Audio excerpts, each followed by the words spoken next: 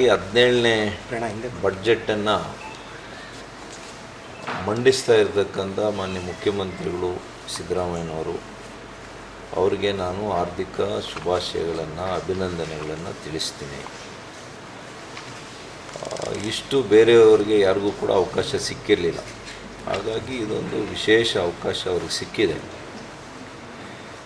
ಇನ್ನು ನಾಳೆ ಅವರು ಏನು ಮಂಡಿಸ್ತಾ ಇದ್ದಾರೆ, ಈ 17ನೇದೋ 18ನೇದೋ ಮಂಡಿಸ್ತಾ ಇದ್ದಾರೆ. ಈ ಬಡ್ಜೆಟ್ನಲ್ಲಿ ನಾನು ಇಷ್ಟು ಮಾತ್ರ ಮುಖ್ಯಮಂತ್ರಿಗಳಿಗೆ ಕಿವಿ ಮಾತನ್ನು ಹೇಳಲಿಕ್ಕೆ ಬಯಸ್ತೀನಿ. ಇತಿಹಾಸದಲ್ಲಿ ಯಾವ ರೀತಿ ನೀವು ರೆಕಾರ್ಡ್ ಮಾಡಿದ್ದೀರಿ, ಎಷ್ಟು ಬಾರಿ ಮಂಡಿಸಿದ್ದೀರಿ ಅಂತೇಳಿ, ಇತಿಹಾಸದಲ್ಲಿ ಅತಿ ಹೆಚ್ಚು ಸಾಲ ಮಾಡಿರ್ತಕ್ಕಂಥ ಮುಖ್ಯಮಂತ್ರಿ ಅಂತ ಅನ್ಸ್ಕೊಳಕ್ಕೆ ಹೋಗಬೇಡಿ.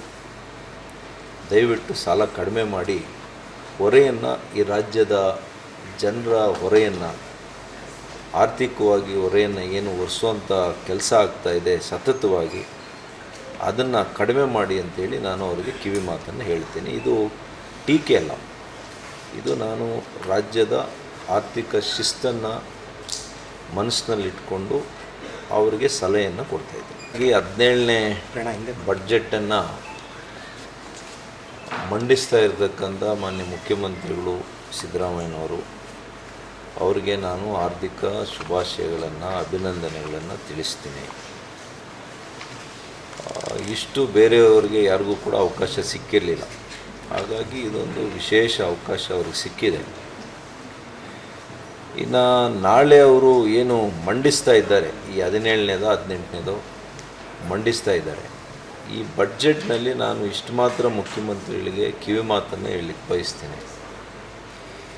ಇತಿಹಾಸದಲ್ಲಿ ಯಾವ ರೀತಿ ನೀವು ರೆಕಾರ್ಡ್ ಮಾಡಿದ್ದೀರಿ, ಎಷ್ಟು ಬಾರಿ ಮಂಡಿಸಿದ್ದೀರಿ ಅಂತೇಳಿ, ಇತಿಹಾಸದಲ್ಲಿ ಅತಿ ಹೆಚ್ಚು ಸಾಲ ಮಾಡಿರ್ತಕ್ಕಂಥ ಮುಖ್ಯಮಂತ್ರಿ ಅಂತ ಅನ್ಸ್ಕೊಳಕ್ಕೆ ಹೋಗಬೇಡಿ.